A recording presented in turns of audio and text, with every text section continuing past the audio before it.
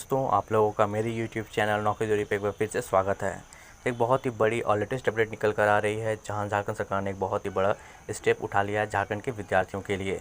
आपको बता दूं कि नियोजन नीति रद्द करने के फैसले को चुनौती देने के लिए झारखंड सरकार ने अब झारखंड हाईकोर्ट के खिलाफ सुप्रीम कोर्ट में याचिका दायर कर दी है।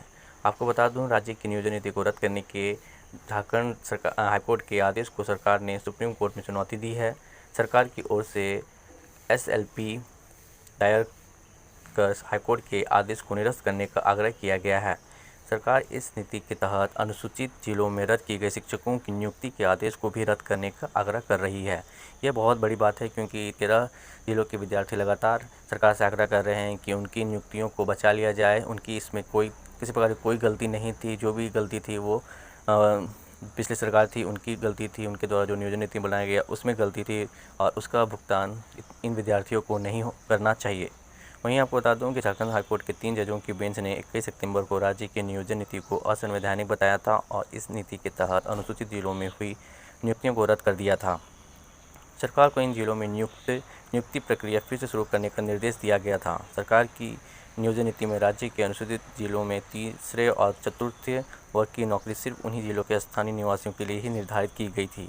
गैर अनुसूचित जिले के लोग यहाँ नौकरी के लिए आवेदन नहीं कर सकते थे, जबकि गैर अनुसूचित जिलों के लोग आवेदन कर सकते थे। हाई स्कूल शिक्षकों की नियुक्ति इसी नीति के तहत की गई थी। इसे हाईकोर्ट में चुनौती दी गई थी सोनी कुमारी के द्वारा, जहां सोनी कुमारी की जीत हो गई थी, और झारखंड हाईकोर्ट के द्वारा 13 जिलों की शिक्षक नियुक्ति को रद्द कर दिया गया था। और इसी के मद्देनज़र लगातार 13 जिलों के शिक्षक आंदोलन कर रहे थे और सरकार से बात कर रहे थे कि उनकी नियुक्तियों को बचा लिया जाए, सरकार इसके लिए कुछ कार्रवाई करे। और इसी को देखते हुए झारखंड सरकार ने सुप्रीम कोर्ट में इस याचिका को दायर किया है, और झारखंड हाईकोर्ट के खिलाफ याचिका दायर किया है, और चुनौती दी है झारखंड हाईकोर्ट के फैसले को।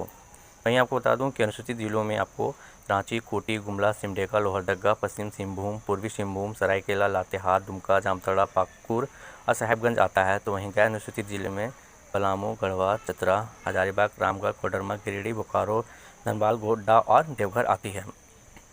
वहीं आपको बता दूं कि सुप्रीम कोर्ट में सरकार ने कहा है कि 5वीं अनुसूचित में राज्यपाल को इस तरह की नीति बनाने का अधिकार है। राज्य की स्थिति को देखते हुए कई राज्यों में ऐसी नीति बनाई भी गई है। तो इसके मद्देनज़र इस नियोजन नीति के अकॉर्डिंग जितनी भी नियुक्तियाँ हो चुकी हैं उसे कैंसिल ना करके इसमें संशोधन किया जाए, और फिर अभी जो नियुक्तियाँ हुई हैं उसे आगे फॉरवर्ड किया जाए, और अभी जो नई नियुक्तियाँ होने वाली है उससे इस नियोजन नीति से ना जोड़ करके नई संशोधन करके नई नियुक्तियाँ की जाए, इसकी आदेश दी जाए सुप्रीम कोर्ट के द्वारा। यही झारखंड हाईकोर्ट का मुख्य पर्पस है कि उन्होंने झारखंड हाईकोर्ट के आदेश को चुनौती दी है। तो देखना दिलचस्प होगा कि झारखंड सरकार का यहाँ सुप्रीम कोर्ट में क्या फैसला निकल कर आता है। क्या यहाँ पर झारखंड सरकार की जीत होती है, या फिर झारखंड हाईकोर्ट के द्वारा जो फैसला दिया गया है उसे सही मान करके सुप्रीम कोर्ट इस मामले को ख़त्म करती है।